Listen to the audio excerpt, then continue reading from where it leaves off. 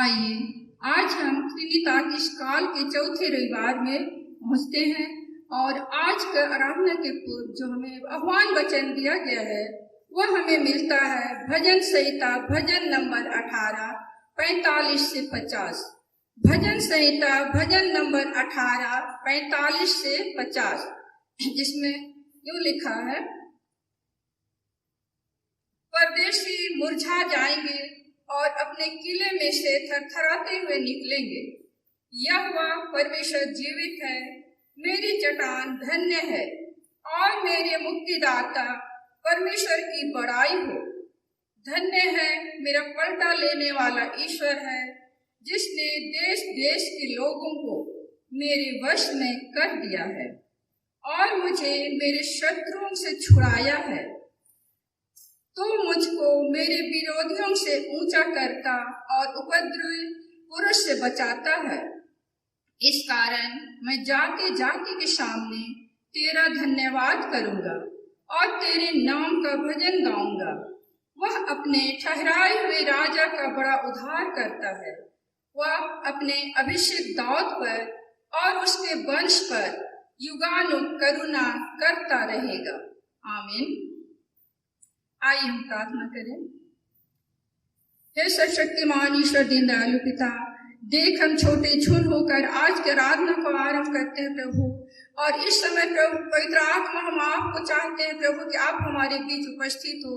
हम सबों को तो अपने नियंत्रण में ले ले, ताकि आज का जो वचन है उस वचन का मनन चिंतन अध्ययन हम आपकी बड़ी दया अनुग्रह के द्वारा करने पाए। और जो आज के लिए हम गीतों को गाते हैं प्रभु, उन गीतों के द्वारा आपकी महिमा हो, ताकि हम तेरी स्तुति और आराधना सच्चाई और सच्चे हृदय से हम करने पाए। हे पिता, आज जबकि हम YouTube के माध्यम से जो भी आराधना के कार्यक्रमों को हम करने जा रहे हैं प्रभु, उसमें तुम आपकी अगुवाई हमेशा हम सबों के ऊपर हो, ताकि हम सभी कोई जहाँ कहीं भी हैं प्रभु आपके वचन को सुन रहे हैं, आपके गीतों को हम गा रहे हैं, उससे आपकी महिमा और आपकी स्तुति होने पाए। हे पिता, तू हरेक को आज के दिन की आशीष सबों को प्रदान कीजिए और हमारा सारा आदर महिमा प्रशंसा हम आपको देते हैं प्रभु। हमारी इस प्रार्थना को हमारे उद्धारकर्ता प्रभु यीशु मसीह के नाम से मांग लेते हैं। सुनिए और दया से ग्रहण कीजिए। आमीन। हम रविवारी आराधना को आरंभ करते हुए हम लोग गाएंगे साक्षी वाणी से गीत नंबर 231 231 हे ईश्वर तेरा नाम।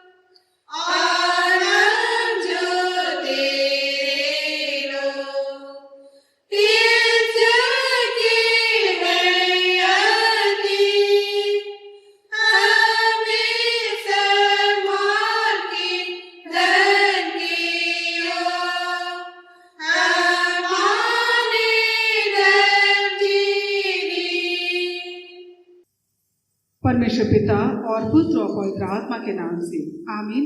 हमारी सहायता ईश्वर के नाम से है, जिसने स्वर्ग और पृथ्वी को सिरजा।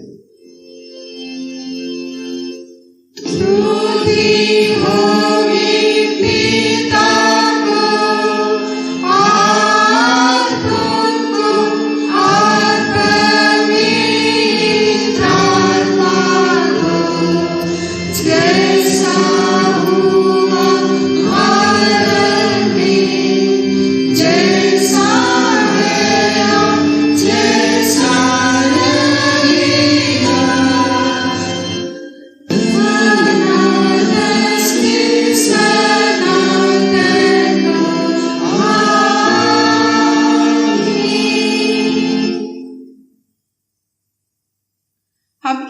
सामने अपने पापों को दीनताई से मान ले। हे सर्वशक्तिमान ईश्वर दयालु पिता, हम दीनताई से अपने सब पाप और अपराधों को तेरे सम्मुख मान लेते हैं। तू अपने प्रिय पुत्र हमारे प्रभु यीशु ख्रिस्त के कारण हम पर दया दृष्टि कर और हमारे सब पापों को क्षमा कर। आमीन।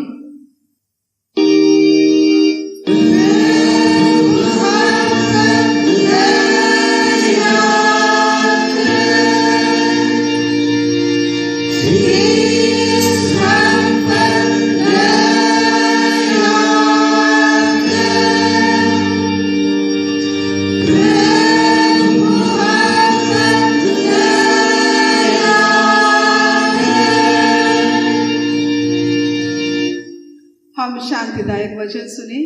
पहाड़ सरक जाएंगे और पहाड़ियां हिल जाएंगे, पर मेरी दया तेरे पास से ना सरकेगी और न मेरे कुशल की वाचा हिलेगी। परमेश्वर दया करने हारा कहता है। यशायाह 54:10। आमीन।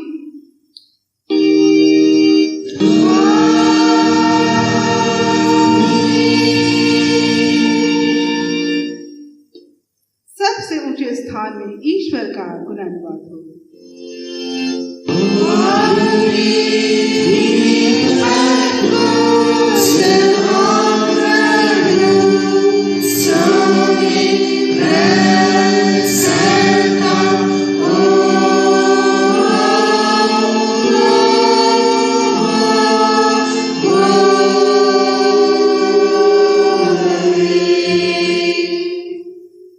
प्रभु तुम्हारे संग हो।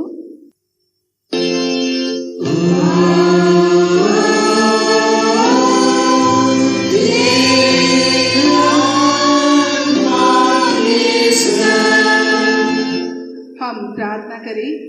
हे प्रिय प्रभु स्वर्गवासी पिता, हम तेरा धन्यवाद करते हैं कि तू अपनी कृपा से हमारा विनाश नहीं चाहता है, परंतु कि हम अपना मन तेरी ओर फिराएं और बच जाएं। हम तेरी विनती करते हैं, अपना पवित्र आत्मा हमको दे कि वह प्रतिदिन हमारे मनों में सच्चा पश्चाताप उत्पन्न करे, हमारे हृदयों में पाप क्षमा और अनंत जीवन की लालसा जन्मे, और तेरी अपार कृपा को विश्वास से ग्रहण करने और उसमें स्थिर रहने के लिए हमको सामर्थ्य दे। हर प्रकार की परीक्षा में हमको संभाल कि जिससे अनुग्रह के द्वारा अंत में परम सुखी हो जाए, हमारे प्रभु यीशु ख्रिस्त के कारण। आमीन।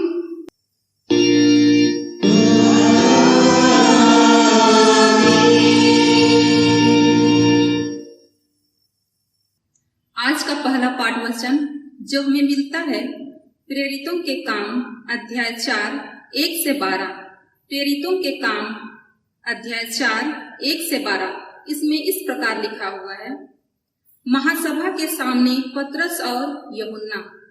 जब वे लोग से यह कह रहे थे तो याजक और मंदिर के सरदार और सदूकी उन पर चढ़ आए, क्योंकि वे बहुत क्रोधित हुए कि वे लोगों को सिखाते थे और यीशु का उदाहरण दे देकर मरे हुओं को जी उठने का प्रचार करते थे।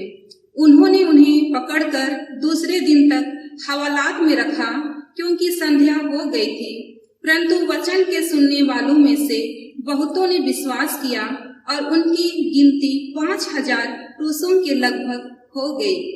दूसरे दिन ऐसा हुआ कि उन्हें उनके सरदार और पुरनिये और शास्त्री और महायाजक हन्ना और कैफा और यूहन्ना और सिकंदर और जितने महायाजक के घराने के थे सब यरूशलेम में इकट्ठे हुए।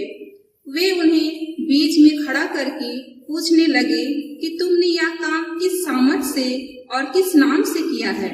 तब पतरस ने पवित्र आत्मा से परिपूर्ण होकर उनसे कहा, हे लोगों के सरदार और पुरनियों, इस दुर्बल मनुष्य के साथ जो भलाई की गई है, यदि आज हम में से उसके विषय में पूछताछ की जाती है कि वह कैसे अच्छा हुआ, तो तुम सब और सारे इस्राएली लोग जान ले कि यीशु मसीह नासरी के नाम से, जिसे तुमने क्रूस पर चढ़ाया और परमेश्वर ने मरे हुओं में से जिलाया, यह मनुष्य तुम्हारे सामने भला चंगा खड़ा है।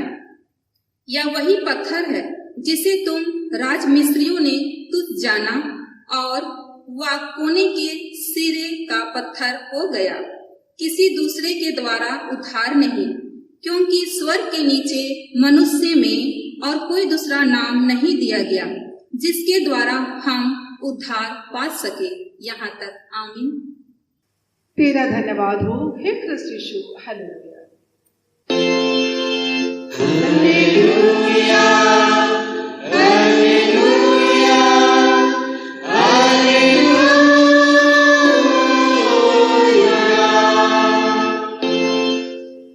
अब हम समस्त क्रिस्तियानी कलीसिया के संग अपना महापवित्र विश्वास को मान लेकर यूं कहें, मैं विश्वास करती हूँ परमेश्वर पिता पर, जो स्वर्ग और पृथ्वी का सर्वशक्तिमान सृजनहार है, और उसके इकलौते पुत्र अपने प्रभु यीशु ख्रीस्त पर, जो पवित्र आत्मा से गर्भ में आया, कुंवारी मरियम से उत्पन्न हुआ, पांतुस पिलातुस के आगे से दुख उठाया, क्रूस पर चढ़ाया गया, मर गया और गाड़ा गया, पाताल में उतरा, तीसरे दिन मृतकों में से जी उठा, स्वर्ग पर चढ़ गया और परमेश्वर सर्वशक्तिमान पिता के दाहिने हाथ बैठा है, जहाँ से जीवितों और मृतकों का विचार करने को फिर आएगा।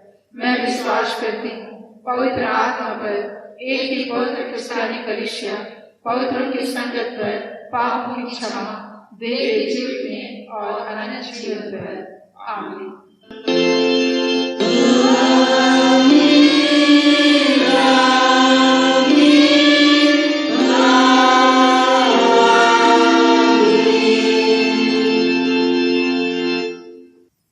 आराधना का दूसरा गीत हम रिवाइवल सॉन्ग से गाएंगे 1142 सोम नाम से यीशु नाम में।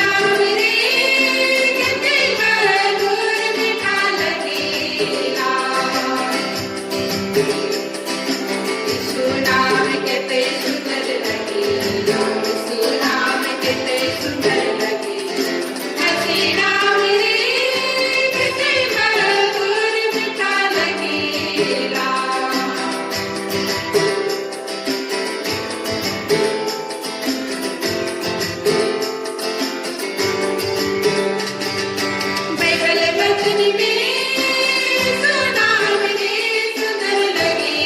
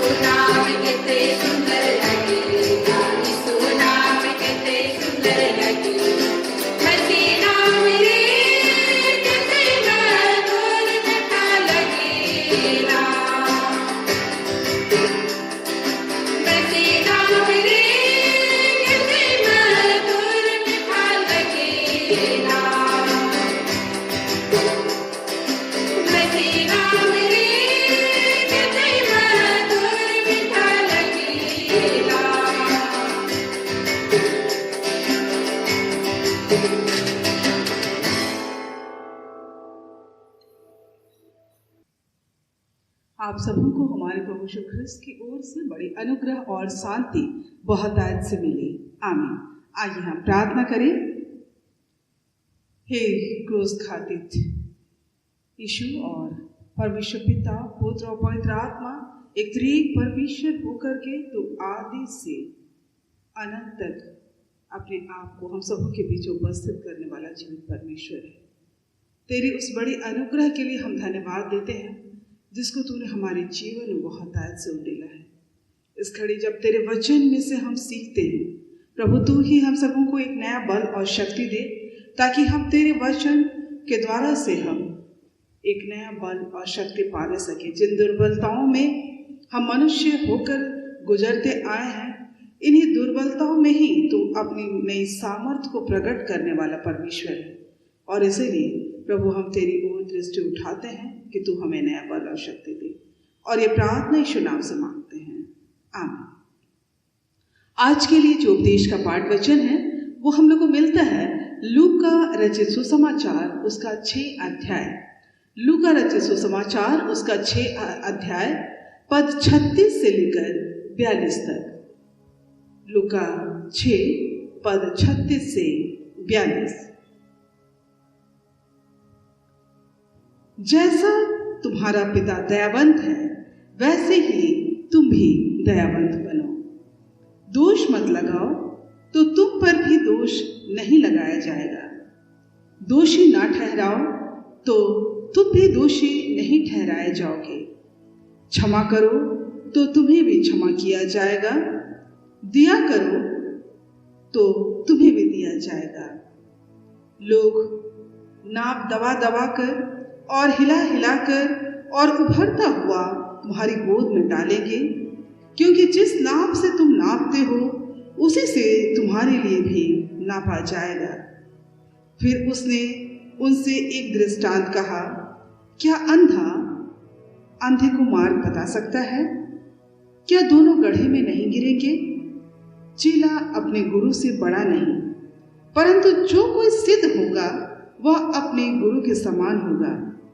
तो अपने भाई की आंख के तिनके को क्यों देखता है और अपनी ही आंख का लट्ठा तुझे नहीं सूझता?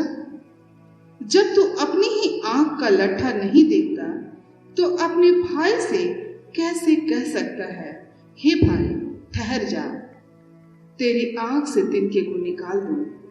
हे कपटी, पहले अपनी आंख की से लट्ठा निकाल, तब जो तिनका तेरे भाई की आंख में है उसे भली भांति देखकर निकाल सकेगा।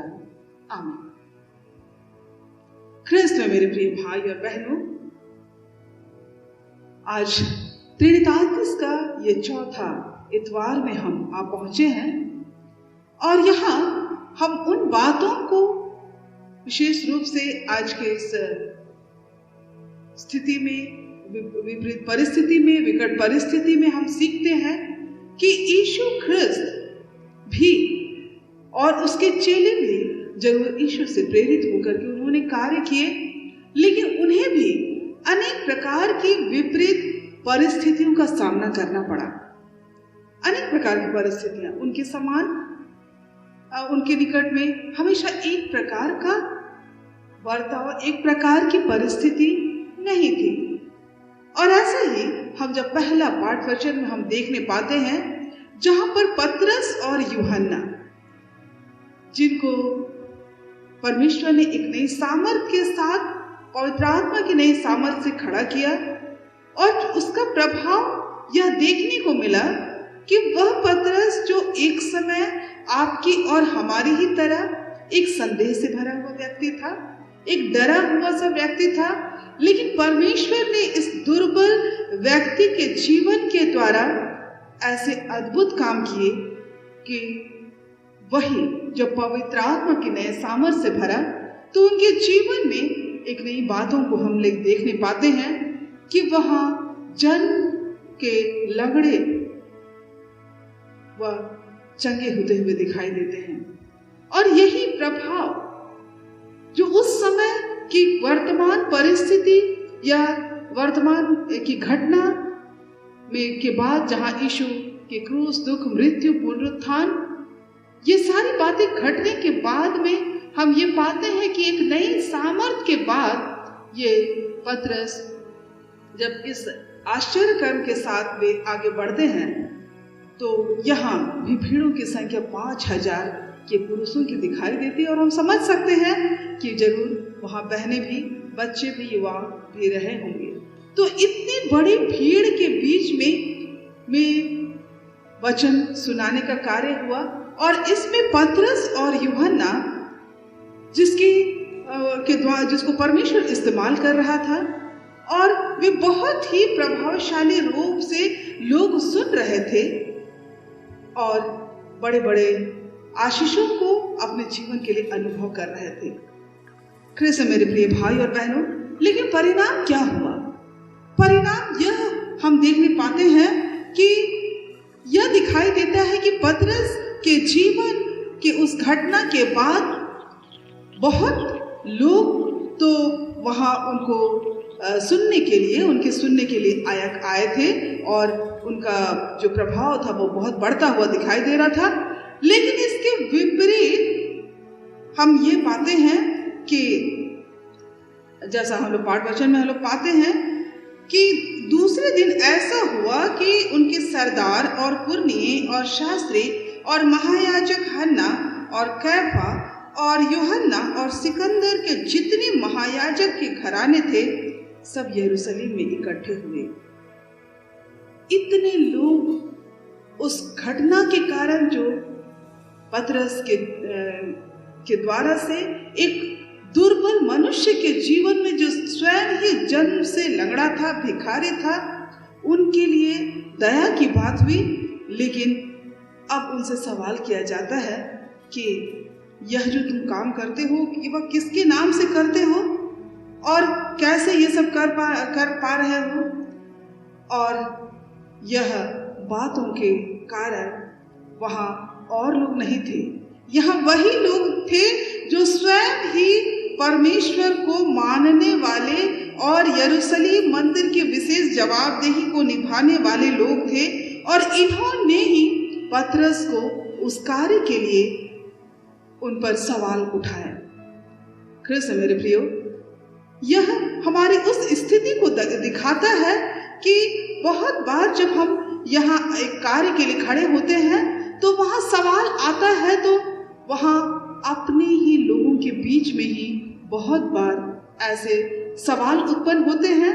लेकिन उसी स्थान में जैसे पतरस को मौका मिला और गवाह के लिए खड़ा हुआ और वह इन दोष लगाने वाले इस बड़े समूह की चिंता नहीं किया, जहां इतने महामहिम बड़े लोग थे उनकी वह चिंता नहीं किया, जो खुद परमेश्वर के साथ चलने वाले थे।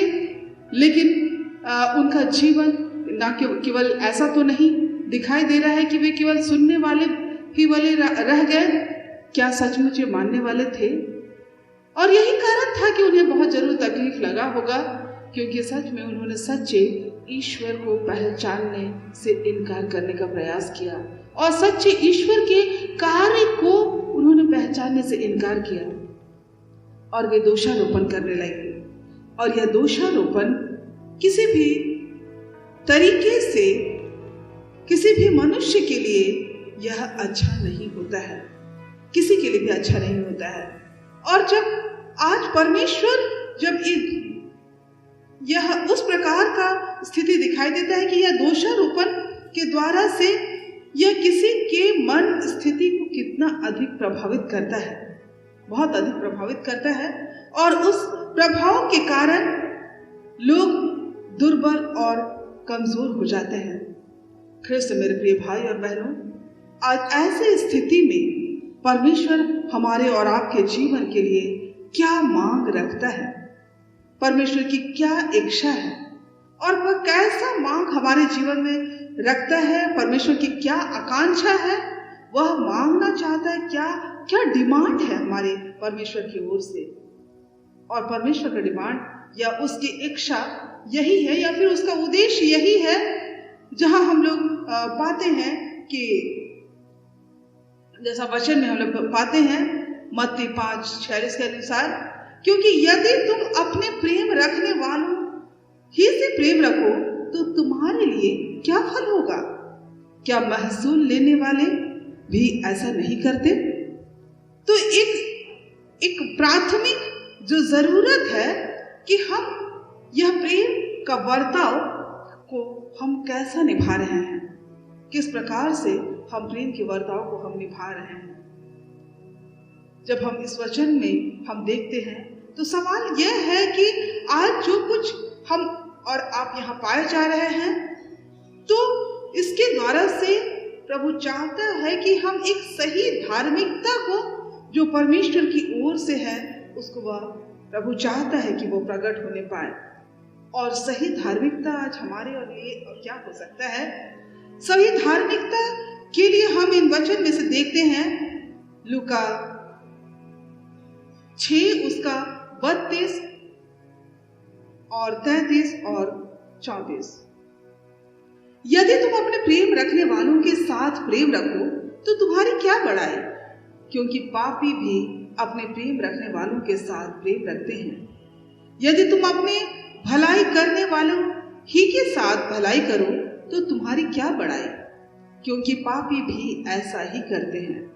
यदि तुम उन्हें उधार दो जिनसे फिर पाने की आशा रखते हो तो तुम्हारी क्या बड़ाई, क्योंकि पापी पापियों को उधार देते हैं कि उतना ही फिर पाए।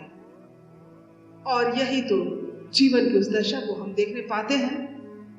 और यह परमेश्वर की ओर से यह एक विशेष मांग है कि हम क्या इसी प्रकार का हम वर्ताव करते हैं कि हम कुछ पाने की आशा से ही हम अपने कामों को करते हैं। ये पतरस और यूहन्ना ने इस आशा से, इस जन्म से लंगड़े भिखारी और अंधे के साथ जो एक चंगाई की बातों को इसलिए नहीं किया कि वे भविष्य में कुछ और भी उनको इसके द्वारा से लाभ प्राप्त होगा, इसलिए नहीं, लेकिन जिन चंगाई को वह अपने जीवन में पवित्र आत्मा की नई सामर्थ को उन्होंने पाया और वो चाहते थे कि यही बातें वह और लोगों के द्वारा भी और लोगों के जीवन में भी काम आए। तो ख्रिस्त मेरे प्रिय भाई और बहनों, जैसा कि वचन में हम सुन पाते हैं कि हम उनके साथ जिनके साथ हम पाने की आशा करते हैं, क्या हम उन्हीं के साथ हम भलाई का काम करें? परमेश्वर हमारे जीवन में एक विशेष मांग को रखता है। साधारणतः हम मांग रखते हैं कि परमेश्वर के सामने तो जरूर यह अटपटा सा लगता है कि यदि परमेश्वर हमारे जीवन में मांग रखता है। साधारणतः हम ये जानते हैं कि परमेश्वर की ओर से, मनुष्य जातियों की ओर से ये मांग है तो हमें अजीब सा लगता है, लेकिन जिसे उसने अपने हाथों से रचा और ये परमेश्वर का अपना हक और अधिकार भी है, यह दायरा भी है और ये विचार का एक व्यवहारिक पक्ष भी है जिसे हम हर दिन जीते हैं। तो क्या परमेश्वर हमारे जीवन से मांग नहीं रख सकता? जरूर हम तो मांग रखते हैं। हम प्रार्थना के द्वारा, विचारों के द्वारा, अपनी समस्याओं के द्वारा हम हमेशा अपनी बातों को परमेश्वर के निकट रखते हैं, लेकिन क्या परमेश्वर का मांग हमारे जीवन के साथ नहीं है? हम एक व्यवहारिक एक उदाहरण हम आपके सामने में रखना चाहते हैं, जिसमें कि एक माता पिता क्या अपने बच्चों से आशा नहीं कर सकते? क्या वे मांग नहीं रख सकते? क्या एक शिक्षक अपने विद्यार्थी से कुछ आशा रखते हैं? या एक अच्छे मित्र दूसरे अच्छे मित्र से आशा रखते हैं? हाँ, निश्चित रूप से वे किसी न किसी रूप से एक माता पिता और घर के लोग अपनी सगे संबंधियों से जिनके लिए उन्होंने कुछ किया है वे आशा करते हैं, और ये एक हक के साथ ही वे बातों को रखते हैं। तो क्यों ना हमारा ये जीवित परमेश्वर जिसने आपको और हमको रचा है, क्या वह हमारे जीवन में आशा नहीं करेगा कि हमसे कुछ नई बातों की वह आशा नहीं करेगा? निश्चित रूप से करेगा। और इसीलिए ख्रिस्त मेरे प्रियो, ऐसा समय में जब हम सबों को परमेश्वर सहायता करता है तो निश्चित रूप से इस तरह की आशा रखना या उसको पूरा होने की हम बाट जोड़ते हैं। और वैसे ही हमारा स्वर्गीय पिता भी की ओर से भी जो मांग है, और वह है एक सच्ची धार्मिकता, और सच्ची धार्मिकता के गुण को वो प्रस्तुत के लिए वो हमारे जीवन के द्वारा वो मांग रखना चाहता है कि जैसा तुम्हारा पिता दयालु है, हम भी दयालु बने।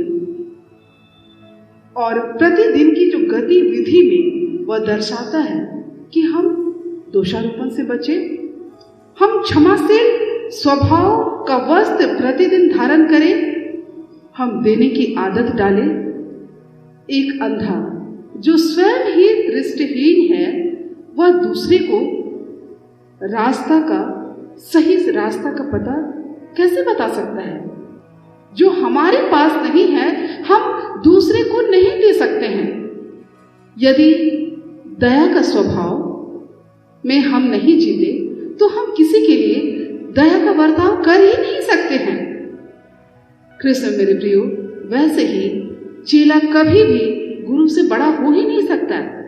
पर हम इन आदतों और व्यवहारों में जब हम उसमें बढ़ते हैं, एक मैच्योरिटी करते करते हमारे जीवन में मैच्योरिटी आता है, एक प्रौढ़ता आता है, तो निश्चित रूप से यह बहुत अच्छी बातों को उत्पन्न करता है।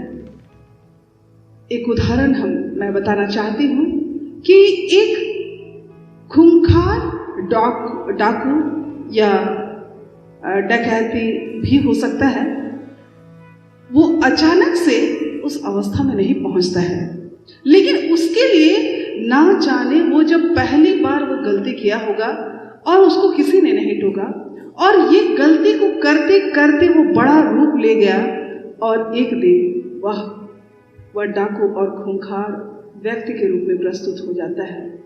और ये अचानक से नहीं होता, लेकिन हम समझ सकते हैं कि एक डाकू बनने के लिए भी मानो वो हर दिन उसके लिए भी कितना अभ्यासरत रहा होगा।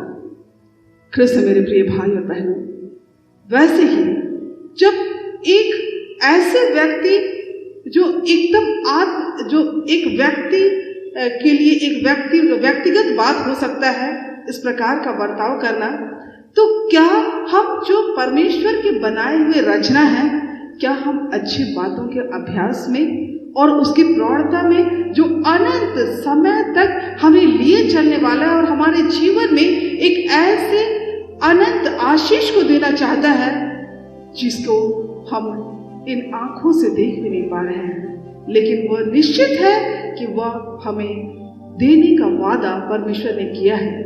क्योंकि मनुष्य की जो प्रतिज्ञा है, मनुष्य की जो बातें हैं, वह टल जाती है, वह कुछ समय तक ही रहती है, वह क्षण भंगुर होता है।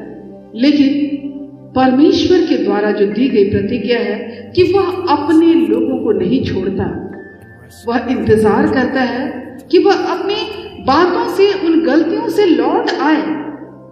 कृष्ण मेरे प्रियो, जब हम किसी की गलती को उभारने का प्रयास करते हैं, तो वहीं पर एक आत्मनिरीक्षण या सेल्फ एग्जामिन की बात चली आ जाती है कि क्या हम एक दूसरे के लिए न्याय कर रहे हैं, क्या हम ये देख रहे हैं कि उसमें कितनी गलती है। लेकिन प्रभु चाहता है कि हम अपने आप को निरीक्षण करें, हम अपने आप को ध्यान दें, तो निश्चित रूप से हम परमेश्वर की महिमा के लिए जी पाएंगे। मैं एक मुहावरे की बात रखना चाहती हूँ, बुरा जो देखा मैं चला, बुरा ना देखा कोई, जो दिल खोजा आपने मुझसा बुरा ना कोई। तो ये हमारे जीवन की बातें हैं कि हम दूसरे को देखने जाते हैं, लेकिन यह भी पता चलता है कि जब हम अपने आप को देखते हैं तो ये दिखाई देता है कि सच में मुझसे बुरा क्या है कोई और जब इस प्रकार के हम एक सेल्फ एग्जामिन की ओर बढ़ते हैं, तो निश्चित रूप से हम एक नई गतिविधि में हम आगे बढ़ने पाते हैं, और वह है कि परमेश्वर के महिमा के लिए कार्य करने के लिए हम बढ़ने पाते हैं। हमारी जो गतिविधि कैसी है, और जब हम उस विषय पर हम एक सिद्ध होते हैं, अर्थात हम प्रतिदिन लोगों के लिए भला करने के लिए हम अपने आप को तैयार करते हैं, तो निश्चय रूप से यह हमारे लिए एक बड़ा परमेश्वर की जो मांग है उसका एक कदम है जिसमें हम और आप बढ़ पाते हैं। तो यहाँ पर आज वचन के आधार पर हमारा जिसको हम अपने विरोध के में सोचने वाले लोग या दुश्मन के रूप में या अलग अलग विचारधारा के लोगों के बीच में जब हम जीते हैं, हर दिन जीते हैं, तो उनके प्रति हमारा जो जवाबदेही है, हमारा जो ड्यूटी है, वह उस ड्यूटी को हम कैसे निभा रहे हैं और उस ड्यूटी के लिए क्या हम कर सकते हैं। वचन हम सबों को नीति वचन के द्वारा से बताता है, जहां नीति वचन 24 उसका 17, जब तेरा शत्रु गिर जाए तब तू आनंदित ना होना, और जब वह ठोकर खाए तब तेरा मन मगन ना हो। नीति वचन 25, 21, 22, यदि तेरा बैरी भूखा हो तो उसको रोटी खिलाना, और यदि वह प्यासा हो तो उसे पानी पिलाना, क्योंकि इस रीति से तू उसके सिर पर अंगारे डालेगा और यहोवा तुझे इसका फल देगा। यह सच बात है कि जब हम प्रेम करना आरंभ करते हैं, दूसरों के लिए भला सोचना की जो ड्यूटी है वो आरंभ करते हैं, तो वह रिवार्ड या पुरस्कार या बातों को जो हमारे जीवन को परमेश्वर पुरस्कृत करना चाहता है वो तैयार है, वो रिवॉर्ड देने के लिए तैयार है। लेकिन हम पहला कदम हम अपनी ओर से बढ़ाएं कि क्या हम इन भले कामों को करने के लिए हम तैयार हैं? क्या हम दूसरों को माफ करने के लिए तैयार हैं? क्या हम जिस नाप, और ये जरूरी है, जब हम नापने का प्रयास करेंगे किसी और को तो वही नाप से हम भी नापे जाएंगे। लेकिन जब हम भलाई करना का आरंभ कर दे तो वो अनगिनत आशीषों के भागी बनने से हम और भी हमें कोई रोक नहीं सकता है। और यह जो रिवार्ड मिलने वाला है वह हमारे लिए निश्चित है, क्योंकि ये परमेश्वर का रिवार्ड है जो मुरझाने का नहीं।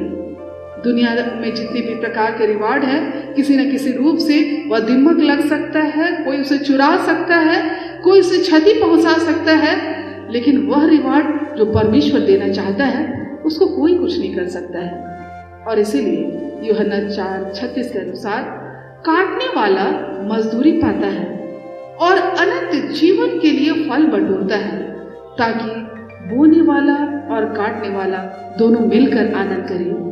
आज यह जो आनंद की बात है वह उसमें इस दुनिया में जब हम किसी के जीवन में यदि लाभ होता है तो बहुत बार जो ईश्वर से दूर होते हैं तो वो निश्चित रूप से सिर्फ अपने लिए ही आनंद की व्यवस्था करते हैं, हर्ष उल्लास मनाने का प्रयास करते हैं, और वह अपने ही एक व्यक्ति केंद्रित रिवार्ड पर वे आनंदित होते हैं। लेकिन हमारा स्वर्गीय पिता जब हमें रिवार्ड देता है तो वह केवल हमें अकेले मनाने के लिए नहीं, लेकिन प्रभु चाहता है कि हम दोनों मिलकर, अर्थात बोने और काटने वाले अर्थात परमेश्वर और मनुष्य मिलकर इस आनंद को हम जी सके। आज यह जहां तक आनंद की बात है, यह आनंद हमारे जीवन में प्रभु ही देता है, और यह आनंद को प्रभु चाहता है कि कोई हमसे छीन ना ले, कोई हमसे छीनने ना पाए। और यह जब इसके लिए हमारा आनंद जो है वह कौन चुरा लेता है? यह निश्चित रूप से यह आनंद तब चुराया जाता है जब हम उस पाने वाले आनंद में के लिए हम अपनी चिंताओं से हम घिर जाते हैं। हम एक दूसरे को दोषारोपण करने लगते हैं, एक दूसरे से अपने आप को बेहतर बनाने का प्रयास करते हैं। तब यहाँ पर हम उस आनंद से वंचित हो जाते हैं जब हम दोषारोपण करने शुरू करते हैं। ख्रिस्त मेरे प्रिय भाई और बहनों, सचमुच हमारे पूरे शरीर का बहुत छोटा सा अंग है जो हमारे पूरे शरीर को प्रभावित करता है। अगर हम उदाहरण के तौर पर कहें, एक बड़े नाव या जहाज को कौन नियंत्रण करता है? एक छोटा सा पतवार। और वैसे ही इस अगर एक घोड़े को भी कोई को नियंत्रण करता है तो छोटा सा लगाम है जिससे वो के कारण वो व्यक्ति, बैठा हुआ व्यक्ति उसको किसी भी ओर घुमा सकता है। आज हमारे और आपके जीवन में के लिए भी प्रभु चाहता है, क्योंकि यह जो दोषारोपण की बातें हैं ये कहाँ से उत्पन्न होता है? वह हमारे मन और विचार से उत्पन्न होता है और इसको निकालने वाला एक छोटा सा जीव है। और यदि इस जीव का नियंत्रण हो जाए तो निश्चित रूप से यह नियंत्रण अच्छी बातों के लिए हो तो सचमुच परमेश्वर की महिमा हमारे और आपके जीवन के लिए होने पाता है।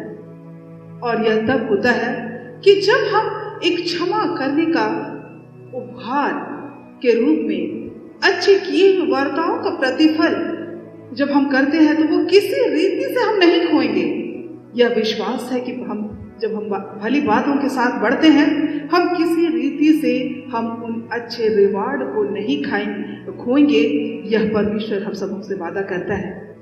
और इसीलिए जब हम यह दोषारोपण की बातें हैं तो यह तब होता है क्योंकि यहाँ पर एक आत्मिक अंधापन दिखाई देता है, या फिर हम एक ऐसे गलत शिक्षा देने वाले गुरु के घेरे में हम पड़े हुए हैं और हम एक आत्मिक अंधेपन में हम जीवन व्यतीत करते हैं। और यह हमें एक मानवता से दूर कर सकता है।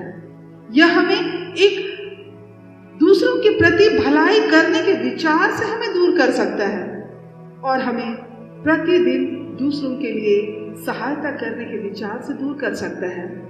लेकिन कृष्ण मेरे प्रिय भाई और बहनों, आज हमारी जो ड्यूटी है, हमारा जो विचार परमेश्वर के प्रति है या मांग है, वही यही है कि जैसा कि हम नीति वचन 18-17 में पाते हैं, मुकदमे में जो पहले बोलता वही सच्चा जान पड़ता है, परंतु बाद में दूसरे पक्ष वाला आकर उसे जांच लेता है। आज हमारे जीवन में एक सेल्फ एग्जामिन की बात है कि क्या हम अपने आप को स्वयं हम परखने का प्रयास कर रहे हैं, स्वयं उसको झांकने का प्रयास कर रहे हैं। 2 कोरिन्थ 13:5 के अनुसार अपने आप को परखो कि विश्वास में हो कि नहीं। अपने आप को जांचो, क्या तुम अपने विषय में नहीं जानते कि यीशु मसीह तुम में है, नहीं तो तुम जांच में निकम्मे ठहरे। आज हमारे जो हर एक की जांच निश्चित रूप से है। अगर हम अपने आप को व्यक्तिगत रूप से बढ़ाने का प्रयास करें और पूरे पारिवारिक पूरे घराने के लिए हम चिंतित नहीं हो तो यह भी एक अधूरा ड्यूटी दिखाई देता है, या फिर हम समाज के और भी भाई बहनों की ओर दृष्टि ना करें तो यह हमारी अधूरी ड्यूटी है। और इसीलिए प्रभु चाहता है कि हम एक ऐसे कामों की ओर बढ़े जिसका बदला हमको लोग वापस ना कर सके। यही तो परमेश्वर का वचन आज हमें सिखाता है कि हम ऐसे काम करें या फिर हम ऐसे दान दें जैसे कि दाहिना हाथ से यदि दे रहे हैं तो बायां हाथ पे ना जाने। क्या हम और आप जब कुछ करने के लिए तैयार होते हैं तो हमारे देने का तरीका कैसा होता है? और आज जो प्रभु का जो भाग है, प्रभु का जो अधिकार है और प्रभु की जो मांग है, हमको प्रभु को देना ही है, प्रभु को देना है। और तभी तो आरंभ होगा एक आत्मिक रूप से शुद्धिकरण की बातें, एक आत्मिक शुद्धिकरण की बातें। 2 तीमुथियुस 2:21 के अनुसार अपने को धोकर पवित्र करो, मेरी आंखों के सामने से अपने बुरे कामों को दूर करो, भविष्य में बुराई करना छोड़ दो, भलाई करना सीखो, यत्न से न्याय करो, उपद्रवी द्रवी को सुधारो, अनाथ और न्याय चुकाओ, विधवा का मुकदमा लड़ो। कृष्ण मेरे प्रियो, जब हम इन बातों के साथ आज हमारे लिए आदेश है कि हम किन बातों को करें, आज हमारे लिए एक दिशा निर्देश मिलता है कि जब हम इन बातों के साथ हम आगे बढ़ते हैं तो निश्चित रूप से हम परमेश्वर के उस आशीष में हम आगे बढ़ने पाते हैं। जरूर अब्राहम का भी एक बहुत बड़ा सपना था, क्योंकि उसको बहुत सालों के बाद उसे बेटा मिला था। बहुत प्रकार के उन्होंने सपने बोल लिए होंगे। आज हमारे और आपके जीवन में भी हमने भी बहुत प्रकार के सपने हम हर दिन बोते हैं और हर दिन एक नया दर्शन को देखने का प्रयास करते हैं, लेकिन उसमें जब तक परमेश्वर की आशीष ना हो तो वह अधूरा हो जाता है। और इसीलिए अब्राहम को पूरी तरह से समर्पित होना पड़ा और समर्पित हुआ, और इसी कारण ही अब्राहम एक विश्वास का पिता के रूप में गिना जाता है। आज हम यीशु ख्रिस्त को अर्थात परमेश्वर पिता को हम कहाँ रख रहे हैं? क्या हम उन इस्राएलियों के समान तो नहीं जिन्होंने संदूक बनाया, एक नई गाड़ी में बनाया और व्यवस्था की पुस्तक को उसमें रखा और उसको चलाने के लिए आगे एक व्यक्ति नियुक्त हुआ? यह दर्शाता है कि वहां जब इस प्रकार से लोगों ने काम किया, इसराइलियों ने, वहां भी असफल हुए, क्योंकि प्रभु चाहता है कि हम जिस काम को करते हैं, जिस व्यवस्था की बातों को, जो परमेश्वर के कामों करते हैं, उसमें यहोवा परमेश्वर ही हमारे आगे रहे, हमारी अगुवाई करे, ना कि हम मनुष्य स्वयं ही अपने आप को स्वयं आगे प्रस्तुत हो।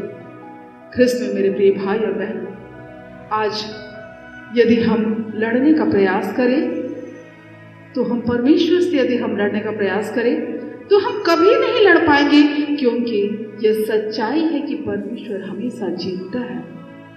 और इसीलिए हमारे और खुद के लिए क्या संदेश है कि हम क्या है, हम क्यों हैं, हम क्यों बनाए गए हैं, और हमारे रचे जाने का जो उद्देश्य यही है कि हम इसलिए रचे गए हैं, इसलिए हमें जीवन दान मिला है कि हम जो कुछ दान मिला है हम दूसरे को दे पाए। तो परमेश्वर हम सबों को अपनी बड़ी दया और अनुग्रह का हाथ बढ़ाए, और ना केवल उन दानों को जैसा पतरस ने अपने जीवन में पाया तो उन्होंने सीमित नहीं रखा, लेकिन गवाही की बात उनके द्वारा से प्रस्तुत किया। आज हमारे लिए भी हो सकता है इन कामों के द्वारा हमारे चारों ओर अलग अलग विचारधारा के लोग हो सकते हैं, हम अनेक प्रकार के बंधनों में हम पड़ सकते हैं, लेकिन फिर भी परमेश्वर चाहता है कि हम और आप परमेश्वर की महिमा के लिए कार्य करें, क्योंकि परमेश्वर की भी एक बड़ी इच्छा है, वह हमारे जीवन से मांग रखता है, और उसकी मांग वही है और उसका उद्देश्य वही है कि हम भलाई करना जान जाए, हम दोषारोपण से बच जाए, हम क्षमाशील के स्वभाव का वस्त्र हर दिन हम पहने, हम नई आदतों में जहां दूसरों की भलाई हो, हम ऐसे आदतों का पहरावा पहनने के लिए हम हर दिन तैयार हो जाए। और इसकी तैयारी के लिए पतरस और यीशु का जो भी प्रेरित हुआ करते थे, वे कैसे तैयारी करते थे? उसकी तैयारी के लिए वे एकांत समय का इस्तेमाल करते थे। हम बहुत बार यीशु के जीवन की चर्चा पाते हैं कि वह एकांत में चला जाता था।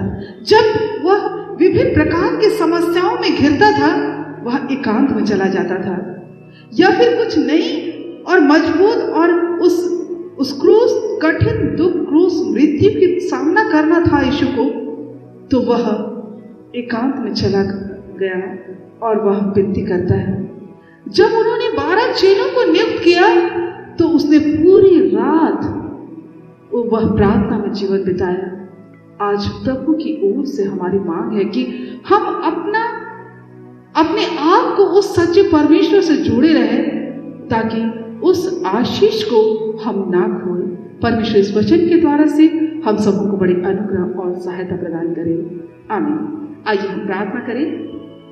हे पवित्र सेनाओं के यहोवा स्वर्गीय पिता परमेश्वर, प्रभु हम धन्यवाद देते हैं कि तूने अपने प्रेम को हम सबों के जीवन में प्रकट किया है, और तू चाहता है कि हमारे चारों ओर चाहे कितने भी विपरीत विचारधारा के लोग क्यों ना हो, लेकिन प्रभु तू चाहता है कि हम वैसी परिस्थिति से भी, जैसा पतरस एक संदेह और डरा हुआ व्यक्ति होने के बावजूद भी तूने उन्हें एक चट्टान के समान खड़ा किया, वैसे ही हम विश्वास करते हैं प्रभु कि तू ही भी हम सबों को तेरे निकट ऐसे ही खड़ा करने वाला परमेश्वर है। हमारे सारे पाप और गुनाह को तू उस क्रूस से बहाए हुए लहू के द्वारा से धो डाल और होने दे कि चाहे हमारी शुरुआत कैसे भी क्यों ना हुई हो, लेकिन प्रभु जो हम आगे बढ़ते हैं और हमारे अंत प्रभु तेरे नाम की महिमा के लिए होने पाए। और ये प्रार्थना यीशु नाम से मांगते हैं, आमीन। और ईश्वर के साथ ही जो समस्त ज्ञान से ऊर्ध्व है, ख्रिस्त यीशु भी आप सबों के मन और हृदय की रक्षा करेगी, अब से लेकर सदा लोतर, आमीन। आराधना का तीसरा गीत हम रिवाइवल सॉन्ग से गाएंगे और इसी गीत के दौरान ही हम अपने भेंट दान को अर्पण करेंगे। गीत नंबर 3, एक आग हर दिल में हमको जलाना है।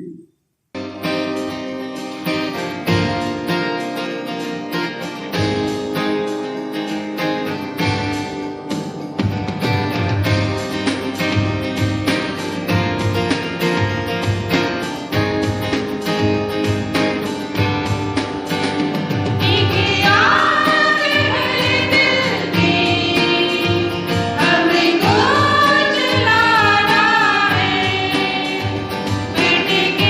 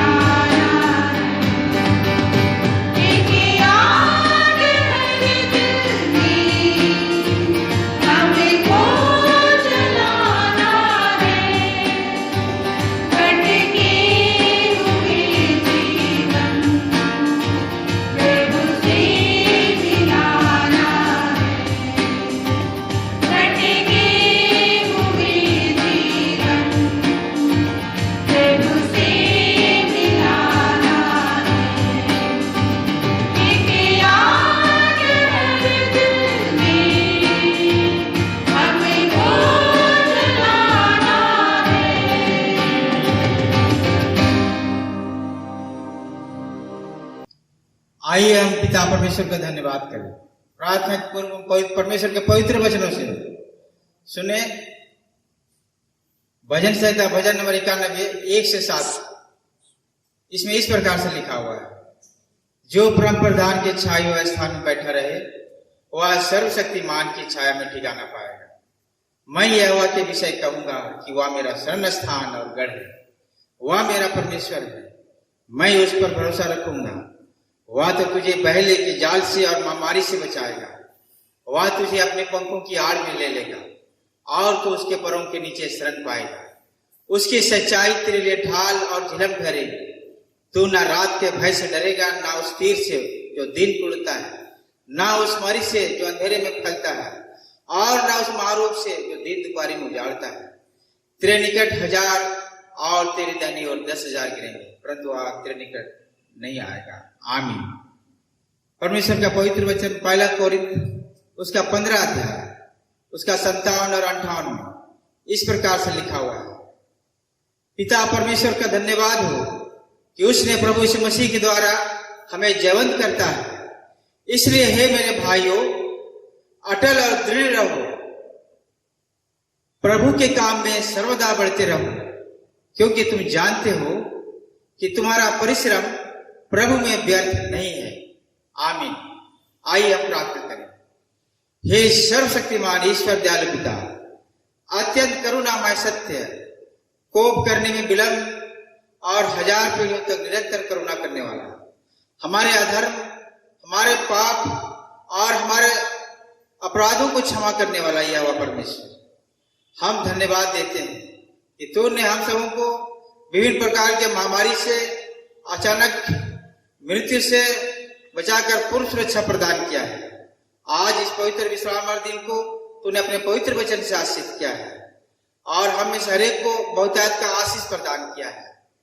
और हम धन्यवाद देते हैं पिता परमेश्वर कि तूने हम पापी मनुष्यों को बचाने के लिए अपने एकलौते पुत्र को इस संसार में भेजा और अपने एकलौते पुत्र के पवित्र लहू के द्वारा हम इस हरेक को, उस दीवार को जो परमेश्वर और मनुष्यों के बीच में था, तूने ढा दिया ताकि हम फिर से तुझसे मेल मिलाप कर सके और तेरे साथ सदा काल तक हम जीवन व्यतीत करने पाए। हम हृदय से हम धन्यवाद देते हैं पिता परमेश्वर कि तूने अपने इकलौते पुत्र यीशु ख्रीस्त के द्वारा हम इस हरेक को ले पालक पुत्र और पुत्रियां, बेटे और बेटियां के रूप में ग्रहण किया है और अपने निज संतान हमें बनाया है। और हम सबों को पिता परमेश्वर विभिन्न प्रकार के कार्यों को करने के लिए हमें अनुग्रहित किया है। पिता परमेश्वर हम धन्यवाद देते हैं कि तूने हमें हरेक को बड़ी सेवकाई के लिए और महान आज्ञा को दिया है पिता परमेश्वर कि हम पूरे सृष्टि में सारे जातियों के बीच में तेरे शुभ संदेश को जो तूने अपने इकलौते पुत्र यीशु ख्रीस्त के द्वारा क्रूस पर संपन्न किया, उस शुभ संदेश को पूरे विश्व में फैलाने सके, ऐसे बड़े कार्य को तूने हम सबों को दिया है। पिता परमेश्वर हम धन्यवाद देते हैं। हम पिता परमेश्वर फिर प्रार्थना करते हैं। हम मनुष्य दुर्बल और असहाय है, असमर्थ है, अधर्मी है पिता परमेश्वर। हम अधर्मी लोगों को पिता परमेश्वर मार्ग नहीं दिखा पाते हैं, तो ये हमें सारे को पिता परमेश्वर अपनी पवित्र आत्मा के द्वारा ऐसे बड़ी सहायता प्रदान करें कि हम लोग सिद्ध और पवित्र मनुष्य बनने सके, धर्मी मनुष्य बनने सके, ताकि बहुत सारे लोग जो भोग विलास में हैं, पाप बुराई में अपने जीवन को व्यतीत कर रहे हैं, उन लोगों को पिता परमेश्वर तेरे पवित्र पद पर हम ले जाने के लिए मार्गदर्शक रूप में होने पाए। ऐसा बड़ा अनुग्रह हम इस हरेक के साथ में होने पिता परमेश्वर, ताकि जो तेरी इच्छा है कि दुनिया के सारे लोग बचाए जाए, वो तेरी इच्छा पूरी होने पाए परमेश्वर। हम इन सारे बातों के लिए तुझे हम धन्यवाद देते हैं। और पिता परमेश्वर आज के पवित्र वचन के द्वारा हमारे पूरे कलीसिया के लोग और जितने भी पिता परमेश्वर इस इंटरनेट के माध्यम से विभिन्न अन्य जाति के लोग भी आशीषित होने पाए। पिता परमेश्वर से बड़ी सहायता प्रदान कर, और जो तेरे भेड़शाला के नहीं है वे भेड़ भी पिता परमेश्वर, वे आत्मा भी तेरे भेड़शाला में आने पाए, ऐसा बड़ा अनुग्रह प्रदान कर। पिता परमेश्वर हम प्रार्थना करते हैं अपने देश के लिए, अपने पूरे विश्व के लिए पिता परमेश्वर, जो इन दिनों में पिता परमेश्वर कोरोना महारोग से पिता परमेश्वर ग्रसित है, तो पूरे देश में और पूरे विश्व में पिता परमेश्वर अनुग्रह प्रदान कर, सहायता प्रदान कर। हम लोग पापी मनुष्य हैं, प्रभु परमेश्वर, जान से हम तेरे विरुद्ध कार्य किया है। हम दीनहीन होकर के और अपने पापों को मानते हुए प्रभु परमेश्वर हम तेरे सम्मुख में आते हैं और तेरे दर्शन की खोजी होकर के प्रभु परमेश्वर हम अपने बुरे चालों से हम फिर नहीं पाए पिता परमेश्वर। हम अपने संपूर्ण जो हमारा जीवन है, बुरा चाल क्या है, सब उससे फिर करके और जो जीवन और जो आशीष तू देना चाहता है, हमारा देश, हमारा विश्व जो ज्यों का त्यों हो जाए, जो तू चाहता है पिता परमेश्वर होने पाए। पिता परमेश्वर तू सहायता प्रदान कर कि आप पूरे जगत के लोग तुझे सच्चे परमेश्वर के रूप में जानने सके, तेरे इकलौते पुत्र के द्वारा तेरे पास आने सके, अपने अपने पापों से, रोगों से, हर एक प्रकार के बातों से पिता परमेश्वर शुद्ध और पवित्र होने सके, ताकि पिता परमेश्वर वो आनंद जीवन जो तूने अपने इकलौते पुत्र के द्वारा हमेशा हर एक के लिए दिया है पिता परमेश्वर, उस अनंत जीवन को प्राप्त करने पाए। हम प्रार्थना करते हैं पिता परमेश्वर अपने देश के प्रधानमंत्री के लिए, राष्ट्रपति के लिए, विभिन्न राज्य के हमारे अधिकारियों के लिए, सबों को बुद्धि और ज्ञान दे, इस न्याय से और सच से पिता परमेश्वर सच्चे विवेक से इस देश को, राज्य को चलाने पाए। और उसी प्रकार से हम अपने कलीसिया के लिए और पूरे कलीसियाओं के लिए, जितने भी इस जगत में पिता परमेश्वर सबके लिए प्रार्थना करते हैं, जितने भी अगुवेगण हैं, सबों को पिता परमेश्वर पवित्र आत्मा के द्वारा सहायता प्रदान करें कि तेरे पवित्र आत्मा की सहायता से और उसकी अगुवाई से तेरे कार्यों को करने पाए और दुनिया के हर एक लोग जो तुझको नहीं जानते हैं, तुझसे दूर भटक गए हैं, उनको तेरे पथ में लाने के लिए मार्गदर्शक होने पाए। ऐसा बड़ा सहायता प्रदान कर। और हम प्रार्थना करते हैं पिता परमेश्वर, आज तेरे बेटे बेटियों ने जो भी दान और भेंट तेरे नाम से, तेरे राज की बढ़ती के लिए, तेरे शुभ संदेश को फैलाने के लिए जो अपना हृदय को खोला है, इसके भेंट को तू स्वर्ग से ग्रहण कर और इस दान के द्वारा तेरी बड़ी महिमा होने सके और बहुत सारे आत्मा और बहुत सारे अधर्मी लोग बचाए जाने सके। पिता परमेश्वर तू इसके बदले जो दान तेरे नाम से दिया है पिता परमेश्वर, उनके घर को और उनके भंडार को ऐसा भरा भरा रख, ऐसे सोते के समान बना जिसका जल कभी नहीं सूखता है। उनके भंडार और उनके हर कोठरिया बहुमूल्य और अद्भुत वस्तुओं से भरा रहने पाए। पिता परमेश्वर पुनः हर एक हमारे जितने भी माता पिता, बुजुर्ग माता पिता, भाई बहन जो बीमार अवस्था में है, सबों को तो पूर्ण चंगाई प्रदान कर। हम हर लोग आत्मिक रीति से और शारीरिक रीति से भी हम स्वस्थ रहने सकें और ताकि हम तेरे पवित्र कार्यों को जो तू ने हम सबों को दिया है, हम निरंतर उसे पवित्र आत्मा के सामर्थ्य न हम निरंतर हम करते इस जीवन में हम करने पाए। पिता परमेश्वर पुनः हम सब लोग तेरे हाथ में सौंपे जाते हैं। जो भी पिता परमेश्वर हम अपने पूरे कलीसिया के लिए और पूरे विश्व के लिए और सारे कलीसियाओं के लिए और उन सारे संस्थाओं के लिए जो तेरे पवित्र कार्यों को करते हैं, नहीं मांगा है पिता परमेश्वर, उन सबों को पिता परमेश्वर स्वर्ग से आशीष प्रदान कर। और यही हमारी प्रार्थना है, तेरे इकलौते पुत्र यीशु मसीह के नाम से मांगते हैं, सुन और स्वर्ग के राज्य में ग्रहण कर। आमीन। हम प्रभु की प्रार्थना को साक्षीवाणी गीत नंबर 318 से गाएंगे।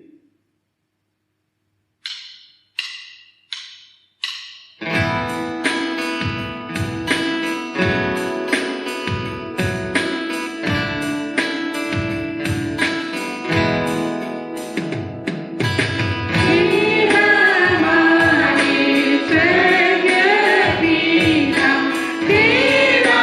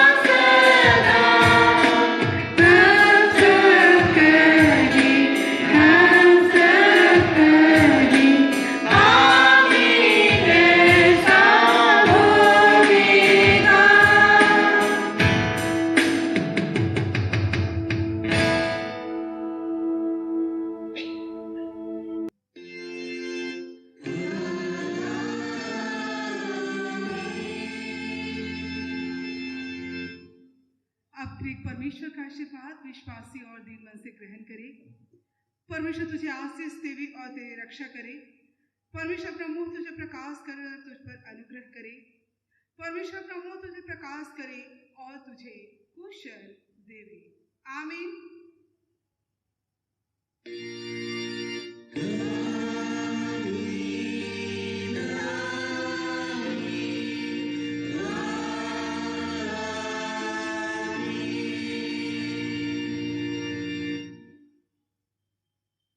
यीशु सहाय